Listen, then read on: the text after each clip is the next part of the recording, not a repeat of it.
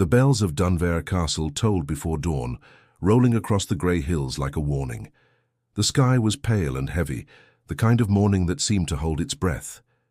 Inside the eastern tower, Lady Alara of Thornvale stood before a mirror framed in gold, her reflection trembling as she tied the last ribbon of her gown. She could hear the servants whispering outside her chamber.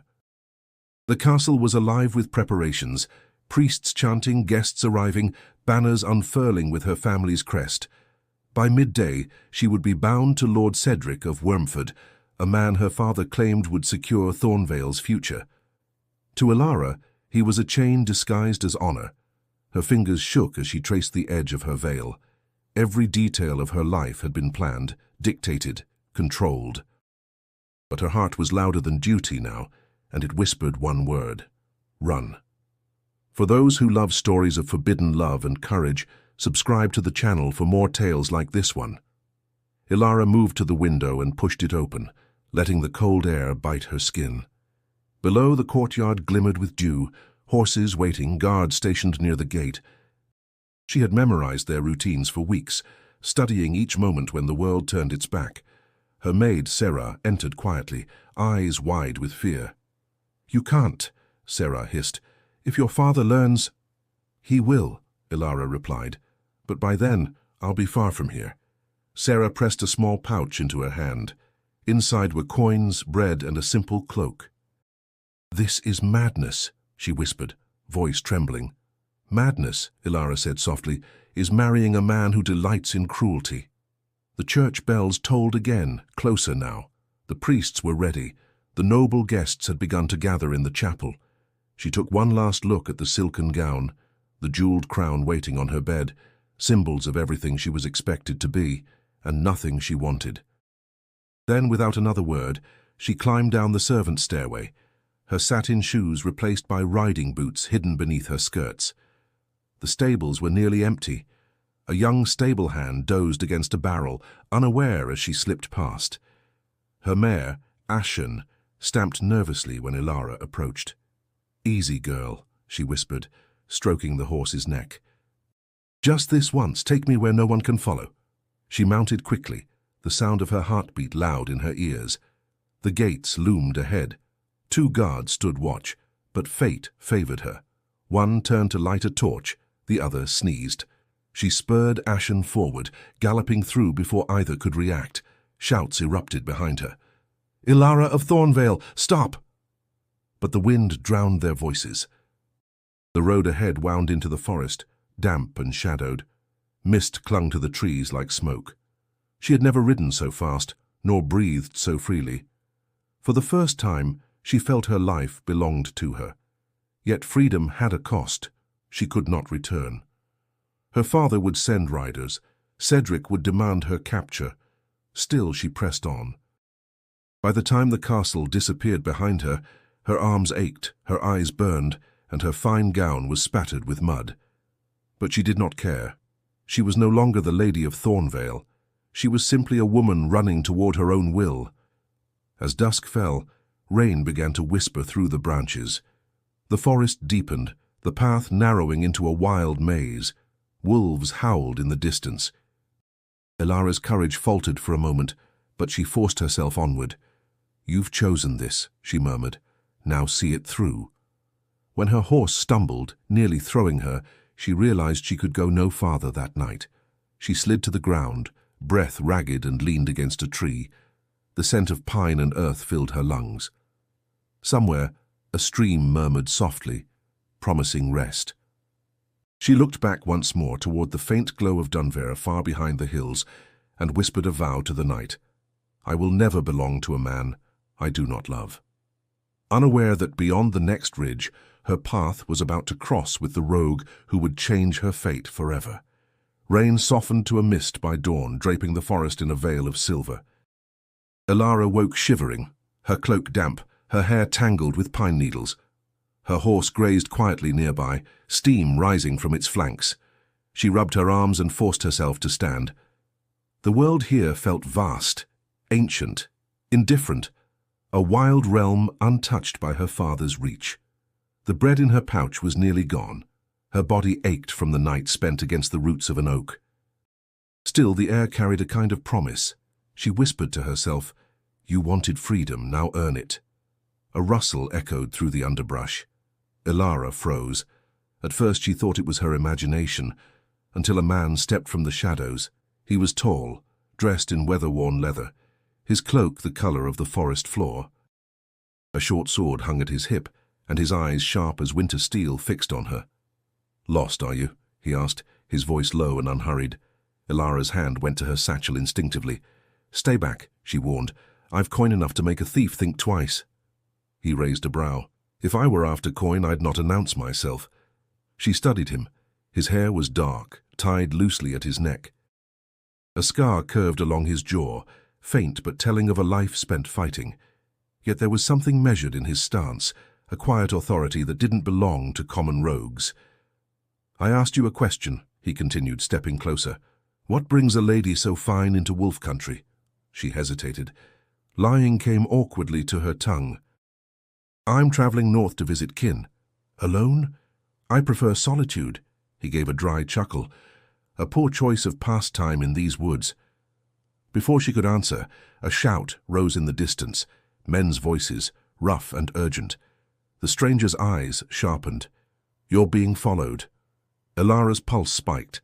She turned, glimpsing movement through the trees, shadows of riders fanning through the forest. "They've found me," she whispered. The man stepped forward, grip tightening on his sword. "Who are they?" "Guards from Dunver. They mean to take me back." He gave her one long look, reading the truth in her fear. "Then run east, toward the river. The forest thickens there." She hesitated. "And you?" A faint smirk touched his lips. "I'll delay your friends." He didn't wait for thanks. With a smooth motion, he drew his blade and vanished into the trees. Ilara mounted her horse, heart hammering, and spurred it into motion. Branches whipped against her arms as she rode, the world blurring around her. Behind her, steel clashed and men shouted. The road narrowed into a muddy slope. Ashen stumbled once, regaining footing with a terrified snort. Ilara clung to the reins, praying silently. She didn't look back until the sounds of pursuit faded. Then from the mist, the stranger reappeared, moving with the quiet ease of a man who knew these woods as his own. "They won't follow farther," he said, voice calm though his shoulder was smeared with dirt. "You fought them?" "Only enough to send them the wrong way." He glanced at her horse. "You'll need rest soon, there's shelter ahead." Ilara frowned. "Why help me?" He shrugged. "Perhaps I dislike seeing wolves chase rabbits." "I'm no rabbit," she said sharply. For the first time, his expression softened into something almost like respect. "So I see." They traveled in uneasy silence. The forest thickened, the canopy swallowing light until it felt like evening again. Ilara's mind spun with questions. Who he was, why he risked himself for her, whether she could trust him at all. Yet every instinct told her she owed him her life. When they reached a shallow clearing, he stopped. "We'll rest here. My name's Rowan."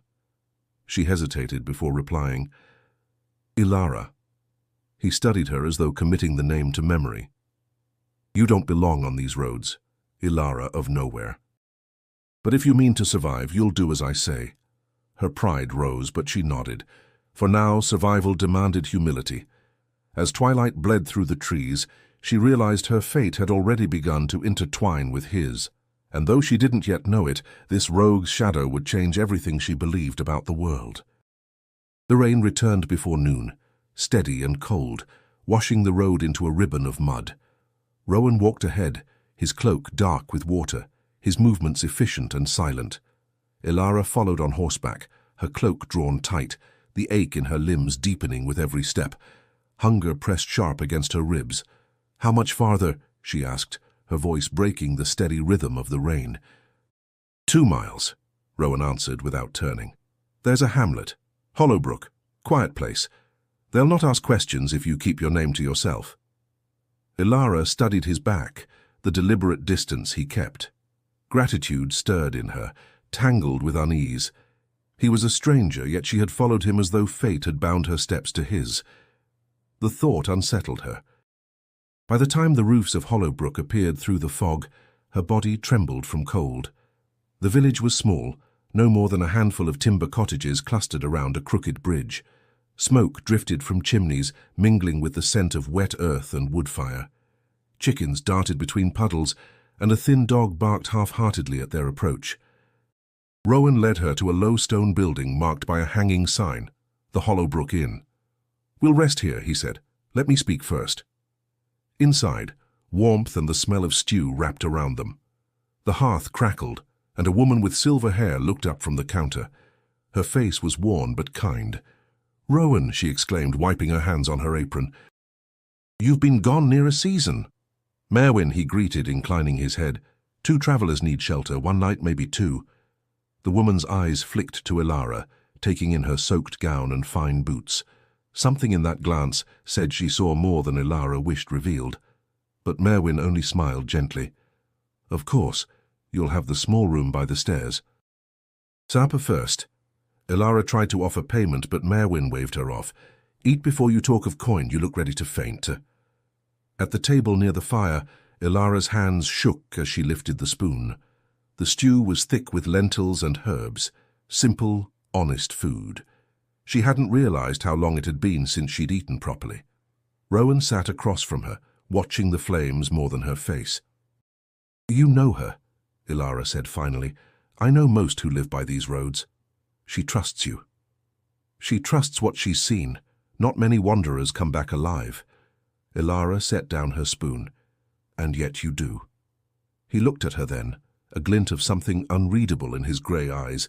"I know when to run and when to fight." The sound of rain softened. Around them, villagers murmured softly, trading stories of crops and weather. It was a humble world, small but real, and for the first time in her life, Ilara felt invisible. No one bowed. No one watched her every word.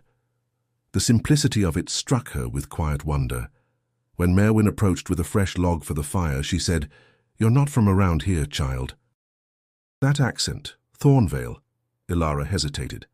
"Aye," she answered carefully. "From the southern hills." Merwin nodded knowingly. "Good folk there once, before the nobles started feuding over every scrap of land. You'll find no quarrel here, only bread and roof." "Thank you," Ilara murmured. Later, when Merwin left them for the night, Rowan leaned closer. "You lied well enough.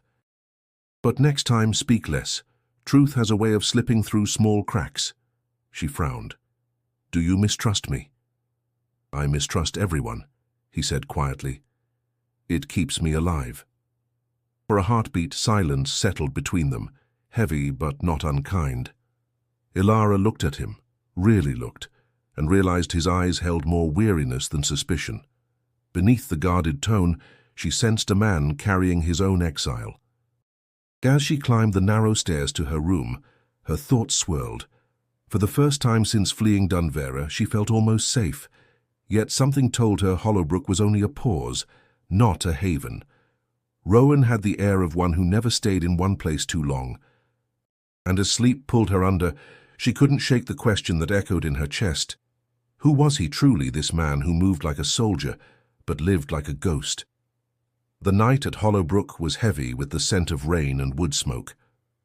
Ilara woke before dawn, the faint sound of footsteps in the hall drawing her from uneasy dreams. She wrapped her cloak around her shoulders and peered through the crack in her door. Rowan stood near the hearth below, his figure outlined by the firelight. He was cleaning his blade, movements quiet and precise, as though the act itself were a ritual. Something about the way he moved, measured, disciplined, did not fit the life of a wanderer. She hesitated, then descended the stairs softly. "You sleep less than a soldier," she murmured. He looked up, expression unreadable. "Old habits die slowly." "Habits of what kind?" He slid the sword into its sheath. "The kind that keep a man breathing." Ilara crossed her arms. "You never said where you came from." "Nor did you," he replied. His tone was calm, but his gaze held warning. "I'm not hiding who I am. A lady on the run always hides something." Her cheeks flushed. "And you? You speak like one who's used to command, not survival." Rowan didn't answer. Instead, He reached into his cloak and adjusted the strap of a leather satchel. As he did, something glinted at his wrist, a ring of gold, worn and scratched but unmistakably noble. Ilara's breath caught. The design was intricate, engraved with a crest she recognized from the murals in Thornvale's chapel, a crowned wolf. "That ring," she said quietly, "it bears the mark of the royal line." His hand froze. For a heartbeat, the fire cracked between them. "You notice too much." "Then it's true," she whispered. "You're no rogue." Rowan exhaled slowly, his eyes darkening. "Be careful, Ilara. Curiosity can turn against you. I've been lied to my whole life. I'll not follow another man blind." He studied her face, the defiance in her stance. A faint, reluctant smile curved his lips. "You've more courage than sense, but that might save you yet." Merwin entered then, breaking the tension with the clatter of a kettle. "You two still awake?" "Mornings come whether you like it or not." She glanced between them, her expression knowing but kind. "Eat before you ride. Roads will flood before noon." Ilara sat, her thoughts churning. She could feel Rowan's guarded presence across the table, the air thick with unspoken truths. When Merwin poured their tea, her gaze lingered on him. "You carry the world on those shoulders, boy." "Still can't set it down?" "Some burdens are meant to be carried," he said quietly. The innkeeper sighed, patting his arm. "Then may the road be kind." As they prepared to leave, Rowan stepped outside to ready the horses. Ilara remained by the hearth, her mind turning over the revelation of the ring. She could not reconcile the man she'd seen, quiet, restrained, with the symbol of royal blood. It made no sense. If he were noble, why hide among peasants? When he returned, the dawn light caught the edge of his scar, tracing the curve of it like a story half told. "We ride north," he said. "There's an old road that cuts through the highlands, quieter than the main path." Ilara mounted her horse, still watching him. "You're leading me away from Dunver." "Is that for my sake, or yours?" His gaze met hers, unwavering.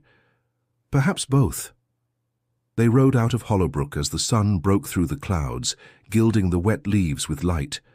Villagers watched from their doorways, silent and curious. Ilara looked back once at the inn, its chimney trailing smoke into the pale sky, then forward to the unknown path ahead. Her thoughts were a tangle of suspicion and gratitude. She owed Rowan her safety, but every mile deepened her sense that he carried secrets vast enough to swallow them both. As the forest thickened once more, she pressed her hand to her chest, feeling her heartbeat quicken. Not from fear this time, but from the strange certainty that she had stepped into something far larger than her rebellion. And though she could not name it yet, she felt that the truth about Rowan would one day demand a price she was not ready to pay. The morning began with the hush before a storm, the air thick and restless. Rowan and Ilara rode through the mist, the forest alive with damp earth and whispering leaves. Neither spoke for a long time. Every sound seemed magnified, the drip of rain from branches, the muffled thud of hooves, the faint cry of crows overhead. Ilara's thoughts circled the same point, the ring on Rowan's hand. She tried to convince herself it meant nothing, that he was perhaps a deserter or the son of some fallen noble. Yet his manner, his precision, the quiet authority in his voice, they all contradicted the life of a wanderer. She drew her cloak tighter. "How long until we reach the highlands?" "Half a day, if the road holds." "And after that?" He didn't look at her. "We keep moving until the trail runs cold." She frowned. "You mean my trail." He gave a faint nod. "The men from Dunver won't stop until they have what they came for." At the mention of her pursuers, unease crept up her spine. She could almost feel Cedric's wrath stretching across the miles. "You've done enough," she said quietly. "You don't have to keep protecting me." Rowan's expression was unreadable. "I don't do it out of duty." "Then why?" He hesitated, as though the question reached deeper than he wished to go. "Because I know what it is to be hunted." Before Ilara could reply, the sound of horns shattered the silence. 3 sharp notes, close. Rowan's eyes narrowed. "They've caught up." Panic gripped her chest. "How?" We've ridden for days. They must have followed the river. Move! They spurred their horses, racing through the forest as branches tore at their cloaks. Behind them came the thunder of hooves and the shouts of soldiers. The forest opened suddenly into a stretch of open ground, a low hill rising beyond. Rowan glanced back, cursing under his breath. Too exposed. He turned his horse sharply toward a ravine veiled in fog. This way! Ilara followed without question. The path was narrow, slick with moss, but Rowan's horse moved with practiced ease. Arrows hissed through the mist, one grazing her sleeve. She bit back a cry, forcing herself lower in the saddle. When they reached the bottom, Rowan dismounted. We'll lead them off. Ilara's breath came fast. How? He caught her gaze. You trust me? She hesitated only a second. Yes. Then do as I say. He slapped her horse's flank, sending it bolting into the trees. The soldiers' shouts shifted, chasing the noise. Rowan pulled her by the wrist toward a rocky alcove hidden behind ferns. They pressed close, breath mingling, as the sound of pursuit thundered past. Ilara's pulse pounded so loudly she could hardly hear. She realized her hand was still in his. His grip was firm, steady. When he finally loosened it, she felt an ache of loss she didn't understand. They waited until the forest fell silent again. Rowan stepped out first, scanning the tree line.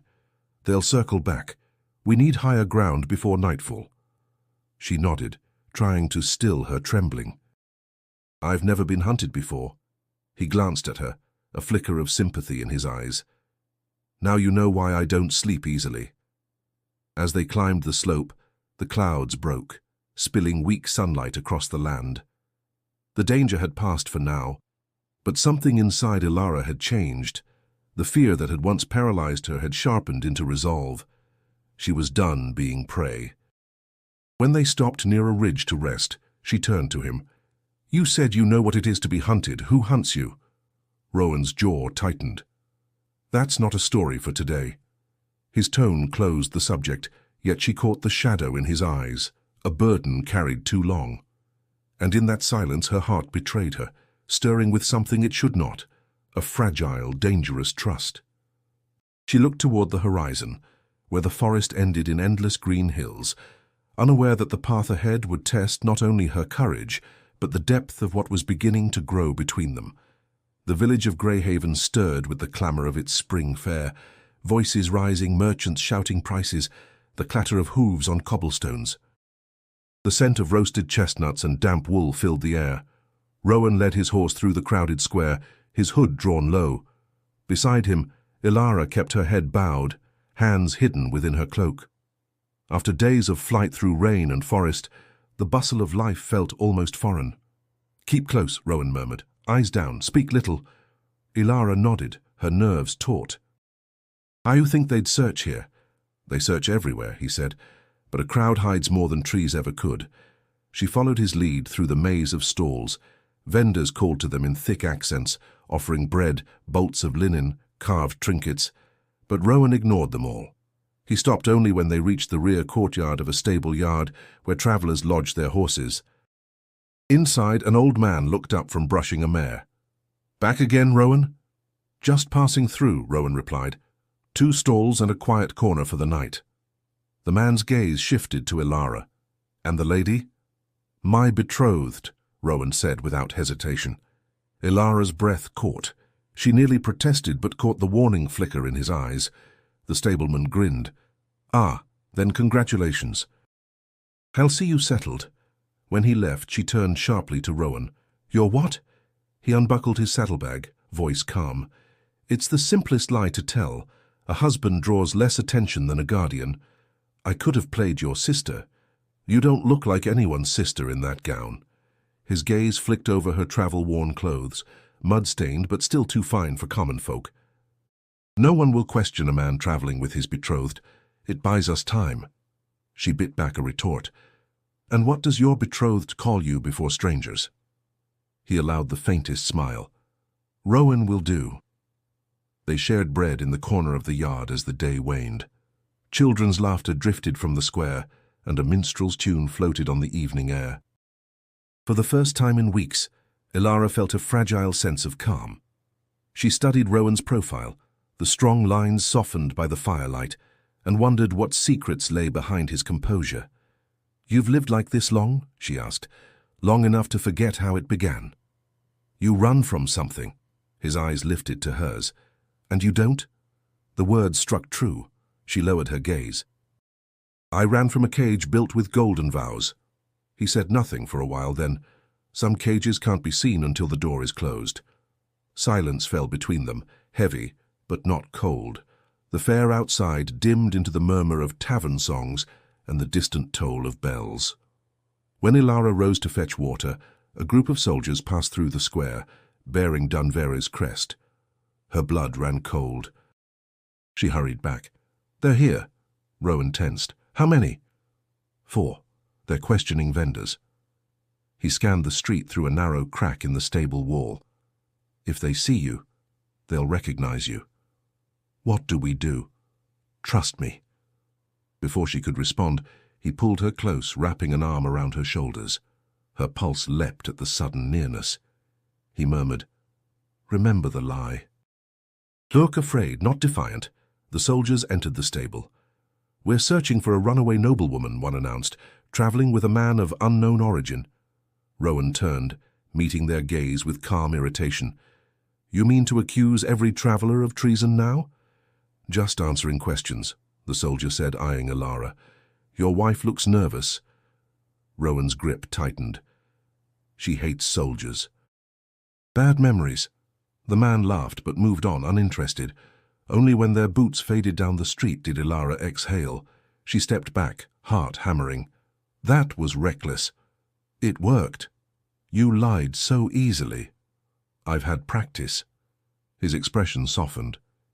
"You did well." She searched his face, trying to read what he felt. There was no triumph there, only quiet relief. Something within her shifted then, a fragile understanding of the man beneath the secrecy. That night, as they settled in the loft above the stable, Ilara lay awake, listening to the steady rhythm of Rowan's breathing. The trust between them was no longer a fragile illusion. It was something growing, unspoken but real, a wager neither dared admit, yet both had already begun to lose. Greyhaven awoke to the sound of merchants shouting and wheels creaking over cobblestone. The rain had passed, leaving puddles that mirrored the pale morning sky. Rowan and Ilara left the stables early, blending into the crowd with quiet purpose. Yet beneath the hum of daily life, tension hung in the air. Something had changed. Ilara noticed it first. Groups of townsfolk gathered near the well, murmuring in low tones, eyes darting toward the main square. "Something's wrong," she whispered. Rowan's gaze swept the street. "Keep walking. Listen. Don't linger." As they passed a group of farmers, words drifted to her ears. Snatches of gossip carried on the wind. "The king gone missing near a year. Say the council took his throne. Some claim he still lives hiding in the borderlands." Her breath caught. The king, lost, presumed dead. She stole a glance at Rowan, wondering if he heard. His jaw had tightened, though his expression betrayed nothing. They turned down a quieter lane where the noise faded. "You knew," she said softly. "About the king. I've heard the same stories as anyone." "But you reacted," she pressed. "You went still, like a man hearing his own name spoken." He stopped walking. "Careful, Ilara." The warning in his tone wasn't anger, but fatigue, like a man too used to being hunted by his past. She hesitated, torn between curiosity and respect. "Whoever he was," she murmured, "the realm's fallen into shadow without him." Rowan's gaze met hers, grey and distant. Kings rise and fall. The world keeps turning. "Yet some kings leave wounds that don't heal," she said quietly. He looked away. "And some wounds are better left closed." They continued through the market until they reached a small blacksmith's forge. Rowan exchanged quiet words with the smith, a broad-shouldered man with soot-darkened skin. A parcel changed hands, food, cloth, a dagger wrapped in oiled leather. "An old friend," Rowan said as they left. "He owes me silence." Ilara studied him. You have many friends for a man who claims to be no one. He almost smiled. Friends are like shadows. They're loyal until the sun goes down. Her frustration grew with every half-answer. Why can't you trust me? I trust you to survive, he said simply. That's enough. But she wanted more than survival. She wanted truth. The glimpses of who he might be only sharpened her longing to understand him. Each secret he carried felt like a wall between them, and yet that same mystery drew her nearer. Later, as they stopped by the river's edge to water their horses, Ilara knelt and touched the cold surface. The reflection that stared back at her was not the pampered lady of Thornvale, but a woman marked by the road, hair tangled, eyes older than her years. Rowan stood a few paces away, silent, watching the horizon. You've seen the world as few have, she said. Doesn't it tire you, always running, never belonging? He answered after a pause. Belonging is a luxury for those who have nothing to lose. Then you've lost something worth keeping, she said. He turned sharply toward her. Don't speak of what you don't know. The sudden edge in his voice stung. She rose, anger and pity warring within her. You hide behind riddles and scars, Rowan, but someday someone will force the truth out of you. He met her glare for a long moment, then said quietly, Maybe you already have. The words hung between them, soft and dangerous. She looked away first, unsettled by the heat in his tone. When she dared glance back, he had turned toward the path again, shoulders stiff. They walked until the sun dipped low, the road winding through the moors. The wind carried whispers of distant thunder and the faint toll of a bell from some unseen chapel. Ilara's thoughts churned with every step. She didn't know if Rowan was the rogue he claimed to be, or something far greater, something that could shift the fate of kingdoms. And though she could not name it, a quiet dread took root inside her, the sense that the truth, when it came, would change everything she thought she knew about him and about herself. The wind carried the scent of rain again as dusk crept over the moors. Ilara and Rowan reached the edge of a small outpost, 2 cottages, a stable, and an inn whose sign creaked on rusted hinges. Hollowbrook had felt humble. This place felt forgotten. Smoke curled from one chimney, faint against the darkening sky. We'll stop here, Rowan said. One night, no more. Ilara followed him inside, her boots heavy with mud. The innkeeper looked up from the counter, her eyes widening. It was Merwin. For a heartbeat, warmth flooded Ilara's chest, then confusion. Merwin. How? Travellers like you rarely stay lost for long, Merwin said, voice softer than her gaze. I thought you'd gone north. We did, Rowan replied, steady. But the roads ahead were blocked. We turned back. Merwin nodded, though something flickered in her expression. Unease, perhaps guilt. You'll find supper warm and a bed clean enough. You've both the look of ghosts. Ilara smiled faintly. I always did feed ghosts well. They ate in silence. The stew was thick and spiced with sage, but Ilara could barely taste it. Merwin moved quietly about the room, her hands wringing her apron. The sound of distant thunder rolled through the air. Something in the stillness felt wrong. When Merwin returned to pour more broth, Rowan asked, Any travellers through here lately? Only soldiers, she said after a pause. They came asking questions about a runaway noblewoman and the man she fled with. Ilara's spoon froze mid-air. Rowan's eyes darkened. And what did you tell them? I told them I'd seen no such pair. She hesitated, looking toward the shuttered windows. But they'll be back. You can't stay here. Rowan nodded slowly. Thank you for the warning. When Merwin left the room, Ilara leaned closer. She's frightened. So am I, Rowan murmured. Fear makes people choose poorly. They didn't speak again until the inn had gone quiet. Rowan doused the lantern and moved to the window, watching the empty road. Ilara sat on the edge of the bed, the tension between them coiled tight as a bowstring. Then faintly came the sound of hooves, many, moving fast. Rowan cursed under his breath. They're here. Ilara rose, heart pounding. Merwin, she must have... She warned us, Rowan cut in sharply, but someone else spoke first. The pounding grew louder. Voices shouted orders outside. The front door splintered under a boot. Rowan grabbed his satchel and turned to Ilara. "Out the back now!" They fled through the rear door into the rain-slick yard. Soldiers swarmed the main entrance, torches flaring. Ilara stumbled, nearly falling, but Rowan caught her wrist and pulled her toward the stables. A figure stepped from the shadows, Merwin. Her face was pale, eyes shining with tears. "I didn't mean for them to come so soon," she whispered. "They threatened my boy." Rowan's expression softened, even in the chaos.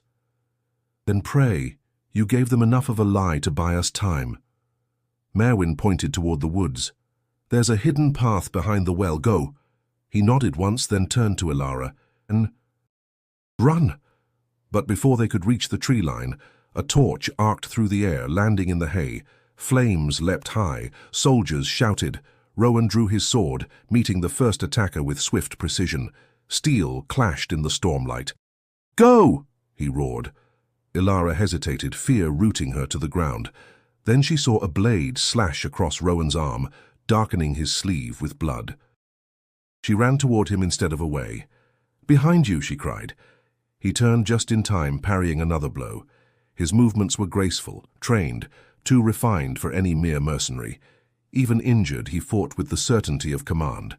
When the path cleared, Rowan seized her hand, dragging her toward the woods. "Don't stop, no matter what happens." They plunged into the darkness, branches tearing at their cloaks, the fire behind them casting long, ghostly shadows. The rain broke, hissing as it met the flames. Ilara didn't look back until the outpost was swallowed by the trees. Then she saw the faint glow still flickering behind them and thought of Merwin's trembling voice. "She saved us," Ilara whispered. Rowan's reply was low, bitter.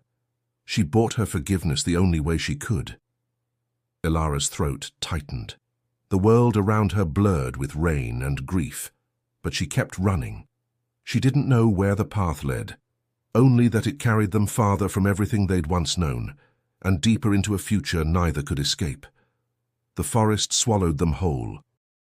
Rain fell in relentless sheets, drumming against leaves and armor, drowning every sound except their ragged breathing. Ilara's cloak clung to her skin, her hair plastered against her face. Rowan stumbled once, his hand pressed tightly to his arm. The blood had not stopped. "Let me see it," she said, her voice trembling. "Keep moving. You're bleeding through your sleeve." He turned sharply, eyes fierce even in the dim light. "If they catch us, no wound will matter. We move until we can't." She bit back her protest and followed, though fear gnawed at her resolve. The storm deepened, wind shrieking through the trees. Every step felt heavier, as if the forest itself were trying to hold them back. Hours blurred into darkness. At last, when her strength began to fail, Rowan stopped. Before them rose the outline of stone walls, half swallowed by moss and ivy. The remains of an ancient monastery loomed through the rain, its roof caved in, its bells long silent. He exhaled roughly. "We'll shelter there." Ilara helped him through the broken archway, her hands steady despite exhaustion. The air inside was cold, filled with the scent of damp stone and decay. She found a dry corner beneath the remnants of a window and guided him down. "Sit. You've lost too much blood." Rowan tried to protest, but the color had drained from his face. She tore a strip from her cloak and pressed it against the wound. He flinched but didn't move away. "Hold still," she whispered. "You saved me. Let me do the same." For a long moment, the only sound was the rain hammering on the stones. Ilara's hands shook as she worked, binding the makeshift bandage tighter. She wasn't trained for this, but necessity had a way of turning fear into purpose. When she finally looked up, Rowan's gaze was fixed on her. There was no trace of the cold detachment she'd come to expect, only quiet endurance. "You're not afraid of blood," he said. "I've seen worse wounds," she lied softly. "Only this time, the man bleeding is one I'd rather not lose." A faint, wry smile touched his lips. "Then I'll do my best to disappoint death." Ilara sat back, exhaustion washing over her. The storm raged outside, thunder shaking the walls. She wrapped her arms around her knees, trying to steady her racing heart. Why did you turn back for me? Rowan asked after a while. You could have run. I couldn't leave you. He studied her, as if testing the truth in her words. That's foolish. Perhaps, she said, meeting his gaze. But it's the kind of foolishness I can live with. He didn't reply, but his eyes softened, an unspoken gratitude passing between them. The hours crept by. She found an old candle stub in her satchel, and its dim flame painted the stones gold. Shadows danced around them, gentle and fragile. Ilara felt the exhaustion of days pressed down, but also a strange calm, as if the storm outside no longer belonged to them. Her thoughts drifted. How easily everything had unraveled, the life she had fled, the uncertain future she'd chosen. And yet, sitting there beside a wounded man who trusted no one, she felt something she'd never known in Thornvale: belonging. When Rowan finally spoke again, his voice was low. You should rest. I will, she said softly. After you. He closed his eyes, and for the first time since she'd met him, he looked unguarded. Just a man, stripped of mystery and burden.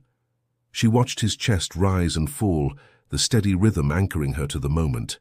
Outside, the storm began to fade, the rain softening to a whisper. Dawn was still far away, but somewhere beyond the broken roof, a single star pierced through the clouds. Ilara leaned back against the cold wall, her eyelids heavy. The world beyond the monastery could wait. For now, within the shelter of ruin and rain, she had found the faint, fragile shape of peace. Morning crept through the broken arches of the monastery, thin light spilling across the stone floor. The storm had passed, leaving the world washed and silent. Ilara stirred first, her body aching, her cloak still damp from the night before. Rowan sat nearby, his arm freshly bound, his gaze distant. He looked different in daylight, less a wanderer, more a man shaped by years of command and loss. You should rest, she said softly. He shook his head. Sleep and I dream. I'd rather not. She studied him. The color had returned to his face, but something else lingered, a weight that refused to lift. You're not the kind of man who runs from dreams, she said. You're the kind who carries them until they break you. He gave a faint smile. You see too much. I see what you hide, she replied. And I think you've been hiding for a long time. Her words hung in the air. For the first time since she'd known him, Rowan looked uncertain, not angry, not guarded, but vulnerable. He turned his gaze toward the ruined altar ahead, the remnants of carved stone worn smooth by time. Do you know what this place was? He asked quietly. A monastery, I think. For monks. He shook his head. Once, yes. But before that it was a sanctuary for kings. When the crown was still more oath than ornament, rulers came here to swear allegiance to something greater than themselves. Ilara tilted her head. And what do you swear to, Rowan?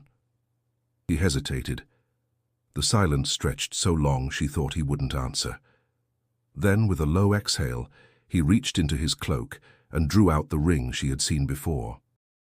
It gleamed faintly in the morning light, the crest unmistakable, the crowned wolf etched in gold. Ilara's breath caught. That symbol! The royal line of Alaric, he said, the blood of Dunveray. She stared at him, her pulse thundering. You can't mean— I can, he interrupted gently, and I do. Rowan Alaric, rightful king of Dunver, or what's left of him. Ilara's mind reeled. The rogue she had trusted, fought beside, tended through the night. He was the very figure every soldier in the realm hunted. Why didn't you tell me? She whispered. Because a name like mine draws blades faster than truth, he said. The council betrayed me. My own kin turned the people against me. They declared me dead so they could carve up what remained of the kingdom. I fled to save those still loyal, and to keep my crown from becoming a tool of corruption. She took a step back, struggling to breathe. All this time, you let me believe you were nothing but a wanderer. I was, he said quietly. When I lost the throne, I became one. Anger flared through her shock. You let me risk everything for you. You said trust, but you built it on lies. Rowan's voice softened. Would you have trusted a king? Ilara opened her mouth to answer, then stopped. The truth caught in her throat. She didn't know. She had run from crowns and oaths her entire life, and yet, seeing him now, crownless, weary, human, she could not bring herself to hate him. "You should have told me," she said finally. "I deserve that much." He looked at her with something like regret. "You deserve more than I can give." Silence filled the space between them, fragile and final. The sound of the wind through the ruined arches felt like the echo of something ending. Ilara turned away, her chest tight. "Then maybe this is where our paths divide." He didn't stop her. "If it keeps you safe," he said quietly, "then yes." She paused at the threshold, the morning light spilling across her face. "I don't want safety," she murmured. "I want truth." Then she stepped into the light and was gone, leaving Rowan alone in the sanctuary, the crowned ring heavy in his palm, a relic of a kingdom lost and of a trust he might never regain. The road to Thornvale stretched like a memory Ilara wished she could forget. Fields of gold lying fallow, the distant echo of bells from her childhood, and the grey silhouette of the castle that had once been her prison. She rode alone now, the world quieter without Rowan's steady presence beside her. Each hoofbeat seemed to whisper what she'd left behind: truth, trust, and the man who had carried both. She reached the outer gates before dusk. The guards recognized her instantly, their surprise barely hidden beneath formality. "Lady Ilara," one stammered, "we thought you—" "Dead?" she said coldly. "It appears I'm not so obedient." They let her pass without question. Within the courtyard, the familiar scent of stone and smoke wrapped around her, heavy with the weight of old expectations. Servants paused mid-step, whispering her name as though it were a ghost come home. When she entered the great hall, her father rose from his seat. Duke Harren of Thornvale was greyer now, but the same iron still lined his features. "Ilara," he said, disbelief softening into something like relief. "By the saints, where have you been?" "Running," she replied, "from the fate you tried to chain me to." His expression darkened. "You broke an oath, shamed this house, and brought soldiers to my gates. Do you understand what you've done?" "I understand exactly," she said, meeting his gaze. "I ran from a man who saw me as a prize, not a person. You think rebellion is freedom? You think the world outside these walls has kindness to spare?" His voice thundered across the hall. "You have no idea what you've risked." Ilara stepped closer. "I've risked nothing compared to what you've lost. Your honor, your daughter's trust, and your soul to men like Cedric." Her father's hand trembled on the armrest. "You speak boldly for someone who has no place left to stand." "Then I'll make my own," she said quietly. The silence that followed was sharper than any blade. For the first time, the old duke looked uncertain, as if he could see the woman she had become. A woman forged not by his rule, but by her defiance of it. Finally, he sank back into his chair, exhaustion replacing fury. "You've changed." "So have you," she replied. "You look tired of pretending this kingdom still serves a rightful king." His eyes flickered. "You know then." "I know he lives," she said, "and that you stood silent when his throne was stolen." Harren's jaw tightened. Silence was survival. The council demanded allegiance or ruin. "And you chose survival," she said bitterly, "even if it meant betraying a just man." He rose again, his voice low. "You speak of justice as though it feeds the hungry or shields the weak. Kings fall, Ilara. The world endures. But what endures without truth?" Her father looked away. For the first time, she saw the regret buried beneath his pride. "What would you have me do, child? Raise arms against the council? Burn Thornvale to ash for the sake of one lost crown?" "I'd have you remember who you once were," she said, "before fear ruled you." They stood in silence, the fire between them snapping softly. Ilara's heart ached, torn between love and disappointment. She had come seeking confrontation, yet what she found was a man worn thin by the weight of his own surrender. When she turned to leave, her father's voice stopped her. "If what you say is true, if the king still lives, he will not find peace without war." She looked back, her expression resolute. Then perhaps peace was never meant to be given. Perhaps it must be won. Outside, The night air felt colder, sharper. The stars were hidden behind clouds, but she no longer needed them to guide her. She had come home not to belong, but to reclaim her purpose. And as the wind rose from the east, carrying the distant sound of marching hooves, Ilara knew that Thornvale's silence was breaking, and that the next storm would not come from the sky, but from the throne itself. Thornvale did not sleep that night. Ilara stood by her window, the wind pressing against the glass, the valley below alive with torches. Word had spread, rumors of the true king's survival whispering through the villages like wildfire. Soldiers rode in tighter patrols, banners of the council snapping against the wind. Fear and hope were rising together, indistinguishable in the dark. Her father had locked himself in his study, meeting with old retainers she hadn't seen since childhood. She could hear their low voices through the walls, loyal men, cautious but restless. The air itself felt charged, heavy with change. A knock at her door broke her thoughts. Lady Bridget entered without waiting for permission, her cloak wet from the night rain. Once her closest friend, she had grown sharper with the years, eyes bright with determination. "Ilara," Bridget said, closing the door behind her. "I heard what you told your father. Is it true the king lives?" Ilara hesitated. "Yes, I've seen him." Bridget's breath caught. "By the gods! Then the council's hold is weaker than they claim." "Their power feeds on silence," Ilara replied, "and silence ends tonight." Bridget smiled faintly. "You've changed more than I imagined. The girl who once wept over embroidery now speaks like a soldier." "Necessity," Ilara said simply. "Freedom teaches faster than comfort ever did." Bridget moved closer, lowering her voice. "If he truly lives, he'll need allies. Thornvale's banners still hold weight, even under your father's restraint. Will he stand with the king?" Ilara looked toward the hallway where her father's voice echoed faintly. "He fears losing everything, but fear cannot rule forever." Bridget's expression softened. "Then perhaps it's time his daughter shows him how courage looks." Before Ilara could answer, another knock came, heavier, more urgent. A guard entered, bowing quickly. "My lady."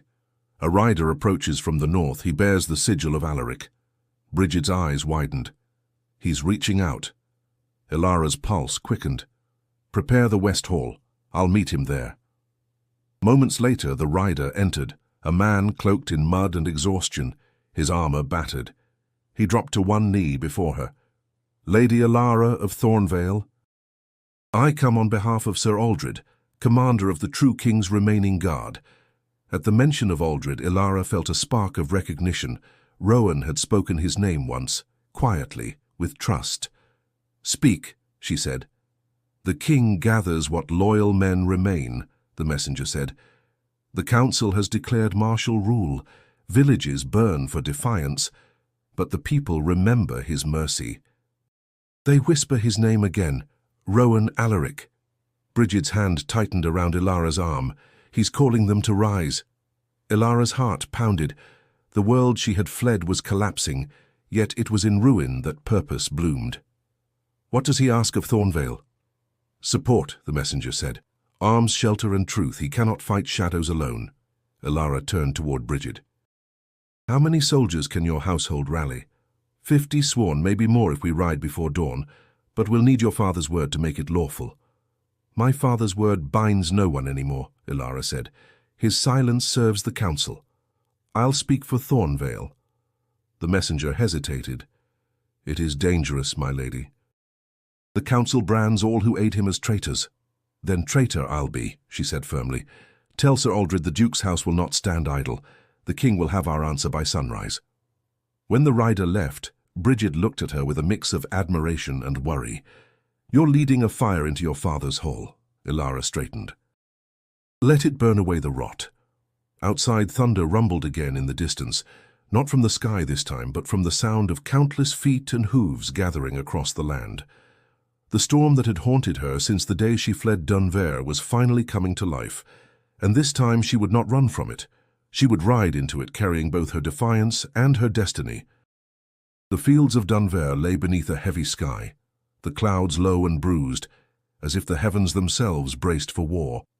Smoke already curled from distant villages where the council's soldiers had marched, burning loyalty from the land. Ilara rode beside Brigid at the head of Thornvale's banners, her heart steady despite the thunder in her chest. Rows of armored men followed, faces grim but resolute. She had never seen an army from this side, the side that fought not for rule, but for redemption. Her father had refused to come, but his silence had been permission enough. "Ride with your conscience," he had told her before dawn, "not with my name." Now his daughter carried that name into rebellion. When they reached the outskirts of the old king's fort, the remnants of Rowan's army waited, ragged but alive. Banners bearing the wolf crest fluttered weakly in the wind.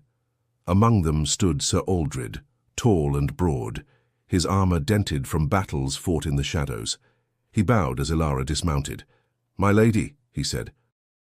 "Thornvale's arrival gives courage to men who had forgotten what loyalty feels like." She nodded, scanning the camp. "Where is he?" "In the command tent," Aldred replied. "He speaks little, but his eyes burn with purpose." Ilara's throat tightened. She had imagined this moment countless times since leaving the monastery. What she would say, what he would feel, but words deserted her as she stepped toward the tent. Inside, Rowan stood over a map spread across a table, one arm still bound, but his presence commanding. He looked up as she entered, surprise flickering across his features before it softened into something unguarded. "Ilara," he said quietly, "you thought I'd stay behind." "I hoped you would," he admitted. "This isn't your fight." "It became mine the day you trusted me with your truth," she said, "and the day I decided not to run from it." For a long moment, they held each other's gaze. Then Rowan looked down, tracing the map with his gloved hand. "The council's army marches from the south. They've doubled their numbers. If we meet them on the open field, we'll be outmatched." "Then don't meet them there," Ilara said. "Force them to the marshes east of Dunvera. Their heavy cavalry will falter in the mud." Rowan blinked, surprised. "You've been listening?" "I've been learning," she replied. "From you." A faint smile ghosted across his lips. "Then may your lessons save us all." The wind howled outside, carrying the faint clang of metal as soldiers prepared for dawn. Ilara helped distribute food, bound wounds, whispered courage where words faltered. She saw the fear in men's eyes, the same fear she'd once carried, but also the spark that fear could not extinguish. When morning came, the world turned to iron. The armies met in the grey light of dawn, the clash of steel echoing across the valley. Arrows darkened the sky, and the thunder of hooves drowned prayer and reason alike. Ilara rode through the chaos with Brigid at her side, bearing Thornvale's banner high. Mud spattered her face. Her arm shook with the weight of a sword she barely knew how to wield. But she fought not as a noble woman, nor as a runaway bride, but as someone who had finally chosen her place. Across the field, she caught glimpses of Rowan, his sword flashing, his voice rising above the din, commanding men with the authority of both king and warrior. The sight filled her with equal parts awe and dread. Hours passed in a blur of sound and smoke. The marshes swallowed men and horses alike, but Rowan's strategy held. The council's ranks wavered, their banners sinking into the mud. A final charge broke their line, and the enemy began to retreat. When the field finally fell silent, the air smelled of rain and iron. Rowan stood among the wounded, his face streaked with sweat and dirt, but his eyes were alive. Ilara rode to him, breathless. "It's over?" He nodded slowly. "For now." Her relief was so fierce it hurt. Around them, men raised their weapons and voices in victory. Yet as Rowan looked across the ruined valley, his expression darkened. "Victory," he said quietly, "is never clean. It demands too much." Ilara followed his gaze to the fallen, her heart heavy. But amid the ruin, the dawn finally broke, a thin light spilling across the horizon. She turned to him and said, "Then let's make sure what we've built from this is worth the cost." The sun broke through the clouds the next morning, pale and reluctant, as though the heavens themselves doubted the meaning of victory. The battlefield lay still now, trampled earth, torn banners, the faint hiss of smoke rising from dying fires. Ilara stood at the edge of the field, mud streaked on her gown, her hands trembling not from fear, but from the enormity of what had been won. Rowan moved among his soldiers, his presence quiet but commanding. He spoke to the wounded, offered water, and knelt beside the fallen with a reverence that needed no crown. To the men, he was no longer a rumour or exile. He was their king reborn. Ilara watched him, her heart swelling with pride and sorrow in equal measure. He had reclaimed more than a throne. He had reclaimed the trust of those who had once lost faith. But she saw the weight settle upon him, even as the shouts of victory echoed across the valley.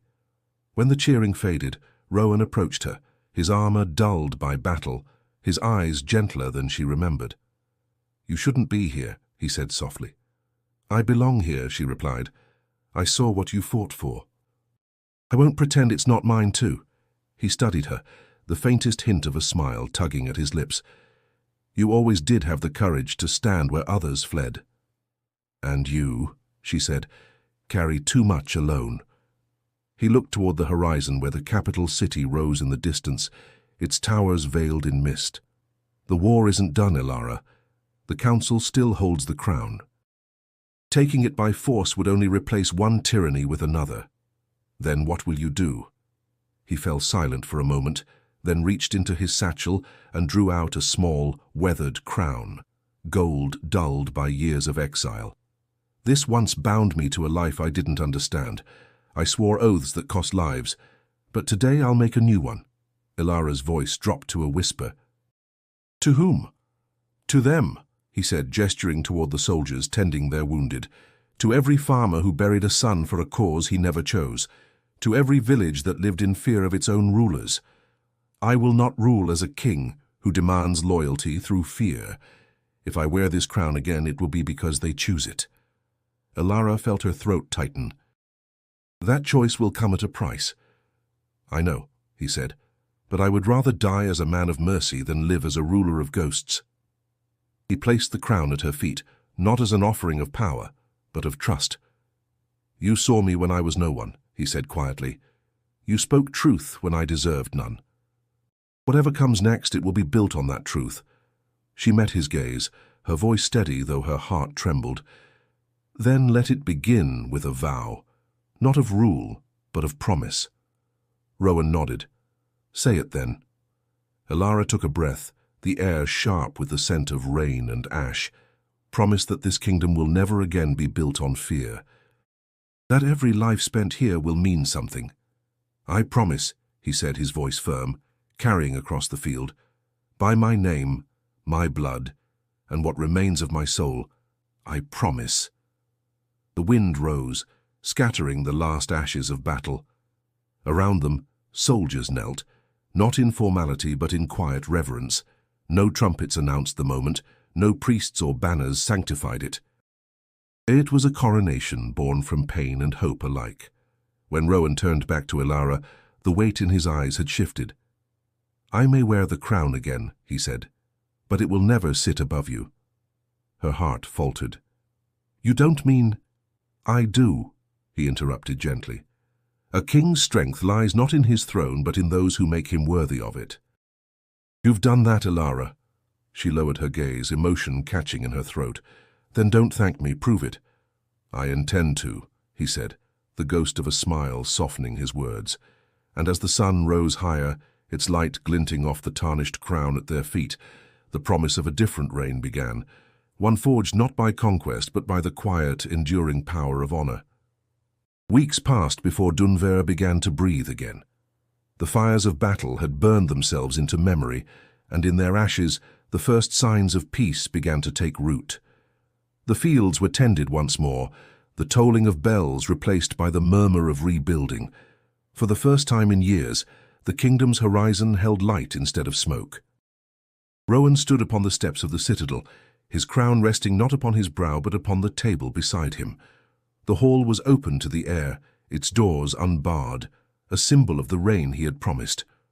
Around him gathered those who had fought and those who had lost, nobles and farmers alike, their faces drawn but resolute. Ilara entered quietly, her steps echoing across the stone. She wore no jewels, no title, yet the murmurs softened as she passed. Even the weary seemed to straighten when her gaze met theirs. "You keep the crown close, yet off your head," she said softly. Rowan's lips curved faintly. "It reminds me that it belongs to the people before it belongs to me." She approached the table, fingers brushing the gold surface. "And what will you do now that peace sits where war once ruled?" He looked toward the balcony, where sunlight poured across the city below. "I'll listen before I command. I'll build before I judge. No one man should decide the fate of many again, not even a king." Ilara studied him, warmth stirring in her chest. "Oh, you've changed. I've only become the man you believed I could be." Their eyes held, the unspoken bond between them stronger than any oath. Around them the hum of voices grew, a council forming, citizens speaking freely, guards standing without orders. Dunvera was alive again, and its heartbeat no longer belonged to a single throne. Brigid entered soon after, her cloak streaked with travel dust. "The borderlands send word," she said. "The villages swear fealty, but not in fear. They ask for fair trade, not tribute." Rowan nodded. "Then they'll have it." Brigid smiled.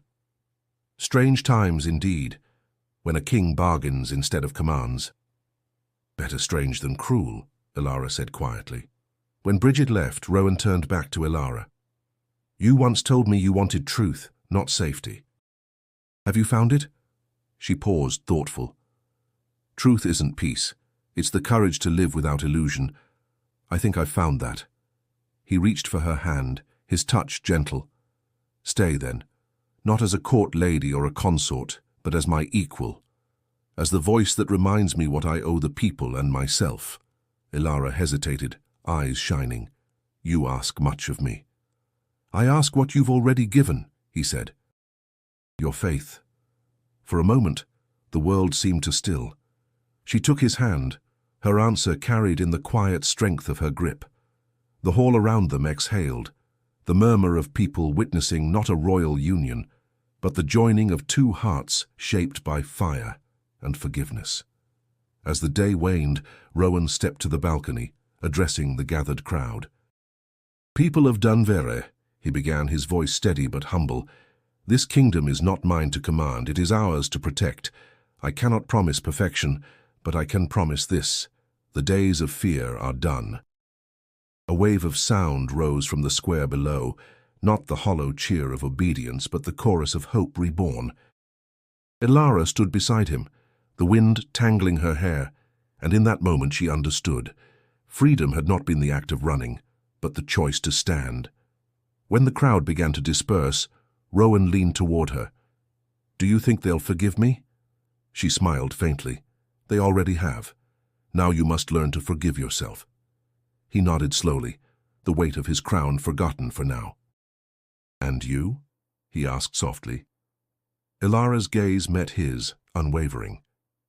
"I never needed to forgive you. I only needed to see you become who you were meant to be." He reached for her hand once more, their fingers intertwining as the sun dipped below the horizon. For those who believe in stories of courage, love, and redemption, subscribe to the channel and continue this journey through the next tale that awaits on your screen.